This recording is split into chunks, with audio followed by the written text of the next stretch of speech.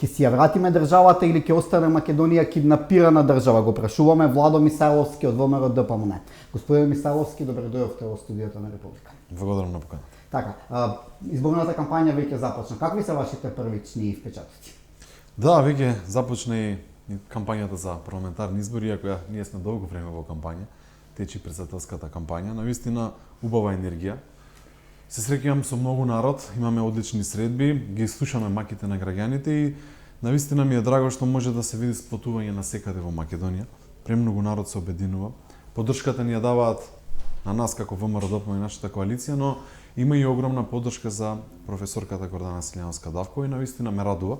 Но она што можеме да го чуеме од терен е дека многу маки, многу проблеми. Да, последниве 7 години на нефункционирање на целокупниот систем во држава. Ако збориме со пензионерите, ќе слушнете премногу маки од пензионерите, недоволно средства за во текот на месецот да си ги завршат основните потреби, да си ги купат лековите, да си ги купат производите што се потребни за нивната потрошувачка кошничка.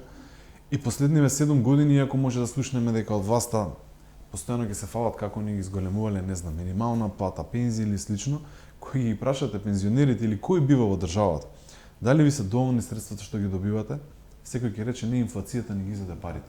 Тоа е најголемиот проблем. Значи најголемиот проблем е ние како политичари како да ветиме реални работи да ги исполниме. СДСМ и ДУИ лаже и ќе лажат. Ние затоа ветуваме конкретно за пензионерите дека ќе имаат 5000 денари уште во првата година сите. Но има различни сфери, ја се надевам ќе збориме за сите нив. Така, рековте 5000 денари изголемени пензии, помали даноци. Ќе има ли пари за се во буџет? Дава често поставувано прашање дали ќе има доволно пари. Прво и основно треба секој еден да знае во Република Македонија дека околу 30-40% има сива економија. Тоа е огромна бројка што ние како политичка партија и утре како влада мораме да се погрижиме да намалиме и да сведиме до минимум. Ако ова се сведе, ќе има премногу пари во буџетот не само за пензии, ќе има и за нови капитални проекти, ќе има и за улици, ќе има и за паркови. Последниве 7 години има криминал и корупција во Македонија. Огромна бројка на криминал и корупција. Ние сме лидери во регионот. Овие што се на власт, СДСМ и ДУИ, тоа има вака природна средина за криминал и корупција. Тоа е нивното се. Ние сакаме тоа да го смениме и ќе има доволно пари и за пензии, ќе има доволно пари и за многу проекти. Така, ветувате и економски раст од 5%. Можеме ли ова да го постигнеме? Видете, во минатото и кога ВМРО ДПМН имало своја влада, најголем бренд, ја често пати го кажувам, ова било проекти. Со самите проекти се раздвижува економијата, се раздвижува градежништвото. Еве може да видиме дека сите делници инфраструктурни се заглавени.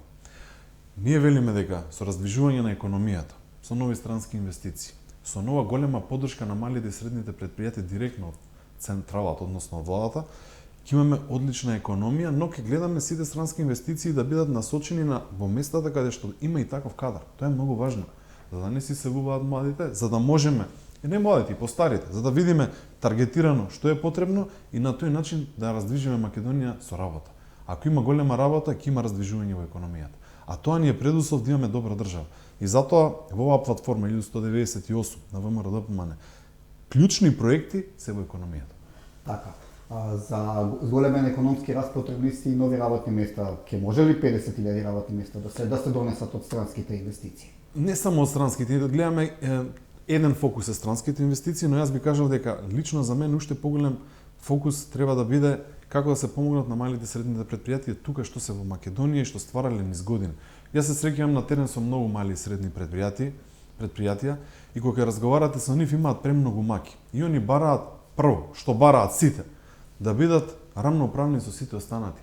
Зборам да се укине неолојалната конкуренција, бидејќи некоја мала фирма што работи и плаќа даноци и навистина е лојална кон државата, можете да видите во наредното место, наредната општина, има слични такви компании што не плаќаат ништо. И тука е проблемот за тие компании. Друга работа, не гледаат никаква помош од државата.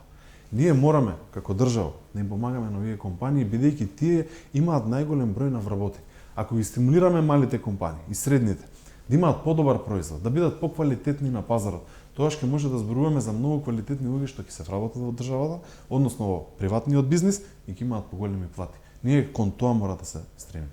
Како гледате на тоа што актуелната власт се фадеше дека ќе делат лекции по економија, а за овие 7-8 години не донесеа ниту една голема странска инвестиција, туку сите се реинвестиции од времето на ВМРО. Не, ќе ви исправам, донесо една голема странска инвестиција во Тетово. Ја најавува 4-5 пати, мислам, не знам кој не отиде таму да се пофали дека ќе започне изградба на фабрика за електрични автомобили.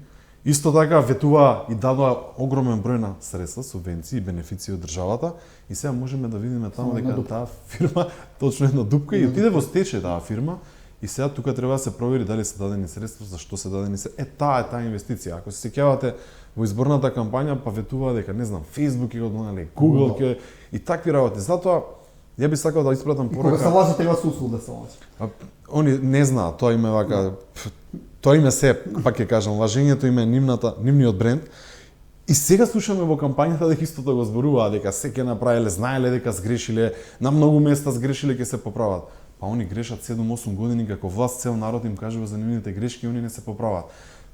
Тие партии не се грижат за економијата, нив ги интересира личниот интерес. Време се тоа да се смени, затоа велиме дека промените се моментално во раците на сите луѓе, ако сакаат да видат дека Македонија е повторно нивна, твоја на секој еден од нас. Така, странските инвестиции бараат и подобра инфраструктура. Ќе го завршите ли конечно во историски автопат Кичево? Јас многу пати имам кажано да не се сполитизираше овој автопат толку многу, а повеќе да се работеше, да сега ќе беше готов. Мене навистина ми е жал, јас сум председател на Комисијата за транспорт во Собранието како пратеник.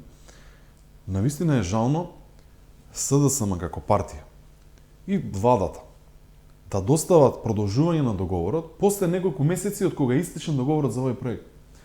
Ние како пратеничка група баравме итна седница да се стави законот за продолжување на рокот. Нели они велеа до 1 јануари е готов. Па не знам, станува се фаја новиот рок. Сега е продолжен точно така, но поентата ми е што ВМРО-ДПМ бараше да се продолжи рокот веднаш. Зашто? Бидејќи ако не се продолжи рокот, они работеа одреден временски период без договор, де факто, и поради тоа се плаќаат плюс пенали. Ето ако има во договорот, ако вие немате тековен договор, и државата треба да плати плюс пенали. И никој од тие на власта не го кажа ова. И затоа треба да видиме детално каде е одговорноста и јас ги уверувам граѓаните со работа дека многу брзо ќе биде завршен не само овој автопат. И сите неделници не е заворен, не е до никаде. Ваце мислам дека 1 километар имаат нешто се плеткаат. Да, но втората фаза што треба да се започне, мислам дека немаат не распишано тендер. Збориме за автопат од 11 на километри. Тоа е целата слика на СДСМ во инфраструктурата. Ја споменавте платформата 1198. Кои се најважните проекти? Ветувате 50 милиони евра за спортот, за културата, значи. Да, ветуваме многу проекти, но гледаме се она што го ветуваме да биде издржано и да може да го реализираме. Убаво спомнавте 50 милиони евра за 4 години. Да има инвестиции во културата, се помага на културата, но исто така и во спортот до 50 милиони евра. Посебно Министерство за спорт сакаме да предложиме, имаме повеќе различни министерства што сакаме да предложиме, се разбира. Имаме како платформа прв пат еден концепт многу интересен политички, каде што велиме наместо 120 пратеници да побараме 90 пратеници.